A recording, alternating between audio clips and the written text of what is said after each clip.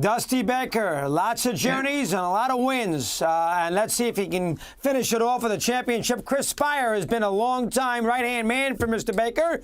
He's out there in Laguna Beach, National League Rookie of the Year in 1971 with that very good Giant team with a lot of Hall of Famers on it. But first to Dust. Chris, this is quite a moment for him. You've been with him lots of places, in Washington the latest. What's your thought? It means a lot to him. I didn't realize it meant that much to him. The 2,000 is a big number. It meant a lot to him. Let me get your thoughts on that first.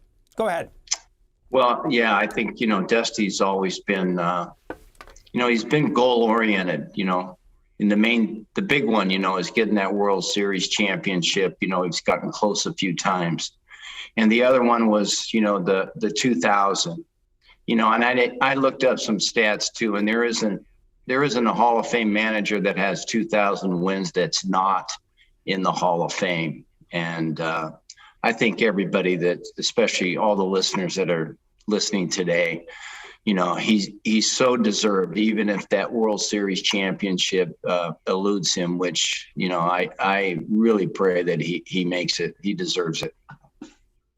The Giants, he was there a long time. The Cubs, a decent amount, too.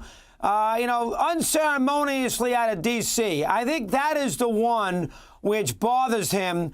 That they got, I think it was only there a year, where they got rid of him after the one season, and it was also late in the offseason. I think that's the one, with all the good jobs he's had, that one might sting the most, Chris. Let me hear your take. Go ahead. Well, I'm not sure. I can't speak for Dusty, but I know that I was with him, and we were there for 2 years.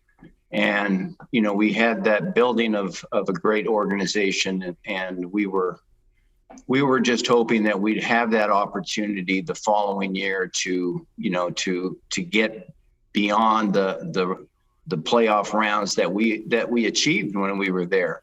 So, if you look at Dusty's history, he's, like I said, he's taken clubs to playoffs, with 5 different organizations. Wherever he goes, he wins. And, like I said, I'm not sure which one hurts. I'm sure they all do, but I know that, we always want that next opportunity. And I know Dusty does, to at least give us this chance. And if we don't make it the following year, then yeah, so be it.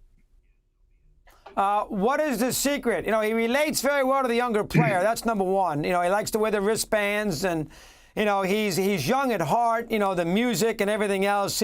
He sort of gets down to the 23-year-old's level, which I think is number one.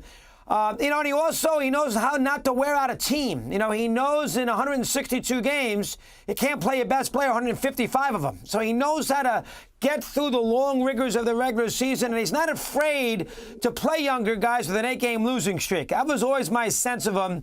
No one game is that significant. Let me get your take on that for a sec. Go ahead. No, Dusty does, he sees the big picture, but I want to go back to your first point, that Dusty relates to the younger player. And I've never met a man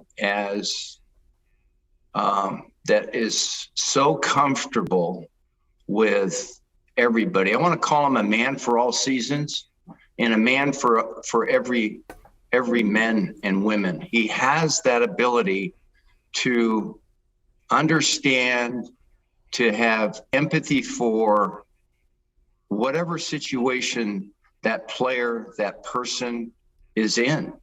He relates to young, old, doesn't matter the color of their skin. And he's so eclectic. He has all these attributes that allow him to make people feel really, really comfortable around him. And he had to manage Bonds, which wasn't easy. I can promise you that from that perspective. How about you? You were not the Rookie of the Year, so I apologize. And I thought you were. Right. I should have known. You were my hero. I mean that in the early 70s. And that Giant team in 71, we'll get back to Dusty for a last question in a sec, but I didn't realize it. Perry, Marichal, McCovey, and Mays, you broke in with 4 Hall of Famers on that Giant ball club, Chris, as a young player. Let me hear. Go ahead. Again, I'm 20 years old. I grew up across the Bay. These people were my idols. And I was really, really blessed. And I think Dusty can say the same thing. Willie Mays, there was an aura about Willie like there was with Hank, with Dusty. But I was able to get underneath that, that boundary that he'd hold up for people. And he took me underneath his wing. And the people on that team, I took Hal Lanier's job from him as a rookie. And we were roommates on the road, and I learned so much about baseball and, professional baseball at that level from these guys. I was blessed, and I know Dusty would say the same thing, that Hank took him underneath his wing. And, back then, what a blessing. I was really, really lucky. Dusty went to Monterey in 1967. Anybody who does that, see the mamas and the papas, is okay. Yeah, it's okay. Not that he saw them necessarily. It's okay by me. Do you think the not World Series championship, is this a big hole, or is he going to be comfortable if he retires and he doesn't get it? Let me hear. It's going to be a hole for a while. And looking back, Dusty's going to realize, he did everything that he possibly could do and will do on his part to put them in that position. And, he's a big believer. And, hey, if it's God's will, it's going to happen. If it doesn't, Dusty will move on. He'll be elected to the Hall of Fame. And will it be a part that he looks back on and wishes? Yeah, we all have those wishes, but it's not gonna bother him that much. Yeah. Chris, great to talk. Excellent job there. I'm sure you've texted Dusty. Good for you. And we will talk to you soon. Good to have you with us here today. Appreciate it.